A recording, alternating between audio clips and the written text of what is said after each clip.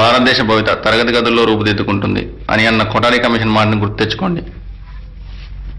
భారతదేశానికి స్వాతంత్రం వచ్చి 65 ఏళ్లు దాటినా అక్షరాస్యత విషయంలో పూర్తి విజయం సాధించలేదు. 2001 జనాభా లెక్కల ప్రకారం 65.46% ఉన్నటువంటి అక్షరాస్యత 2011 నాటికి 74.04గా ఉంది. అయినప్పటికీ ప్రపంచం మొత్తంలో 15 ఏళ్లు దాటిన నిరక్షరాస్యులు 80 కోట్ల మంది ఉంటే అందులో సుమారు 30 కోట్ల మంది మన దేశంలోనే ఉన్నారు. ఒక సమాజంలో విద్యా వైజ్ఞానిక స్థాయి ఎంత త్వరగా అభివృద్ధి చెందుతుందో ఆ దేశం అంత త్వరగా పురోగమిస్తుంది. మన దేశం ఇలా ఉంది అంటే దానికి కారణం విద్య కొంతమందికే పరిమితం కావటం. ఇలాంటి పరిస్థితులు ఇంకా ఉన్నాయంటే మీరు నమ్ముతారా? నమ్మకపోతే ఈ కథ చూడండి.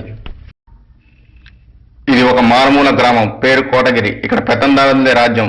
వారి శాసన ఫలకాల కింద వీళ్ళ జీవితాలు ఇంకా మొగ్గిపోతూనే ఉన్నాయి. విశ్వాసానికి మూలమైనటువంటి సంప్రదాయాలకు నిదర్శనంగా చాలా మంది ఇంకా వారి కోసమే తమ జీవితాలు అంకితం చేస్తున్నారు. కోటగిరి రాజు కింద పనిచేసే ఇలాంటి జనాల్లో అంజయ్య ఒకడు. ఇలాంటి వాతావరణంలో పెరిగిన అంజయ్య మనవడికి చదవాలనే కోరిక పుట్టింది. ఒకానొక రోజున తన కోరికను తన తాత ముందుంచాడు. తల్లిదండ్రులు లేని తన మనవడి మాటను కాదనలేక యజమానిని అడిగి తిరస్కారానికి గురవుతాడు అంజయ్య. కాలమైతే మారింది కానీ చదవాలనే కోరిక మాత్రం మారలేదు. చదవాలనే కోరికతో మనవడి బాధ చూడలేక అంజయ్య మనోవేదన చెందేవారు. ఈ క్రమంలో ఒకానొక రోజు